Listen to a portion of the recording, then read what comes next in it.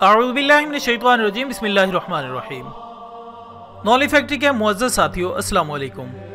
नाज़रीन इकराम, इस रूए ज़मीन के सरबस्ता राजों में से चंद राज ऐसे भी हैं जो अपनी पुरअसरारियत के बायस जदीद साइंस का न सिर्फ शिराजा बिखेर सकते हैं बल्कि जदीदियत के हामिल साइंसदानों के नज़रियात व अफकार को तबाह बर्बाद भी कर सकते हैं।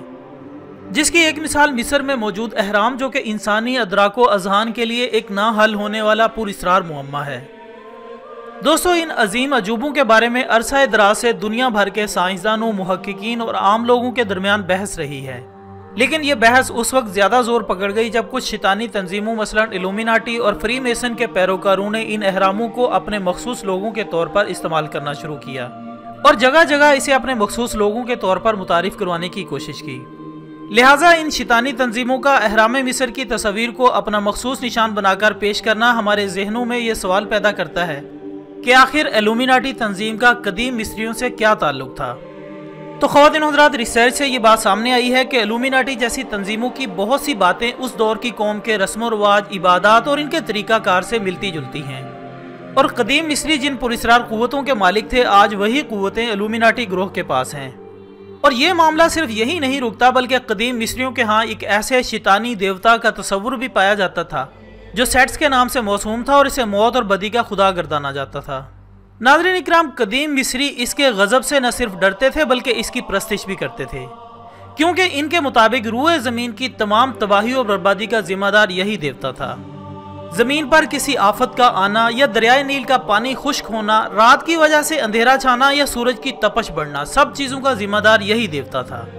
लिहाजा यही वजह थी कि वो लोग अपने देवता को राज़ी करने और इसके गज़ब से बचने के लिए किसी जानवर की कुर्बानी करते। जबकि अगर देखा जाए तो इसी देवता का तस्वुर इल्यूमिनाटी से वाबस्ता लोगों में भी पाया जाता है, जो कदीम मिस्रियों की तरह इसे अपना अजीम देवता तस्वुर करके इसकी प्रस्तिश करते हैं और इस नाम निहाद देवता के गैज़ो गज़ब से बचने के लिए मासूम इंसानों को कुर्बान करते हैं। नाज़रीन, इसके अलावा दौरान तहकीक बदी के इस देवता की जो तस्वीर अहराम मिस्र में नजर आई हैं वो हूबहू इल्यूमिनाटी के एक अहम किरदार बेफोमिट से मुशाबित रखती हैं, जिसका मुजस्समा हाल ही में लाहौर के एक म्यूजियम की जीनत बना था। लिहाजा अब सवाल यह है कि क्या महज ये इत्तफाक है या वाकई इस मुशाबित के पीछे कोई राज मौजूद है। सो इस राज को जानने के लिए सबसे पहले हमें सदियों से अहराम मिस्र पर तहकीक करने वाले मुहक्किकीन की राय को जानना होगा कि आखिर वो इस पुरअसरार तामीर का सेहरा किसके सर बांधते हैं। तो नाज़रीन मोहतरम, अगर देखा जाए, जब भी अहराम मिस्र का मुअम्मा मुहक्किकीन की समझ से बालातर हुआ तो उन्होंने बड़ी ही आसानी से इसका हल माफूकुल फितरत कुव्वत के हाथों का कमाल बता दिया, या फिर इसे जिन और शयातीन के फ़न के तौर पर मुतारिफ करवा दिया जाता है।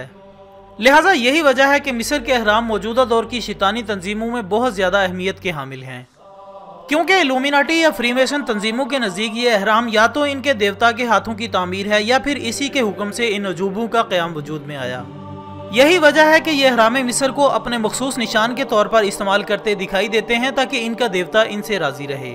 जबकि ख़वातीन हज़रात, मौजूदा दौर के तरक्की याफ्ता मुल्क अमरीका की इन शैतानी तंजीमों से मुताबिकत भी वाज़े अंदाज में बताती है कि इस मुल्क की तरक्की और ताकत के पीछे भी वही शैतानी क़ुव्वत है जिसने फ़िरौन के ज़रिए दुनिया पर कब्जा करने की कोशिश की थी।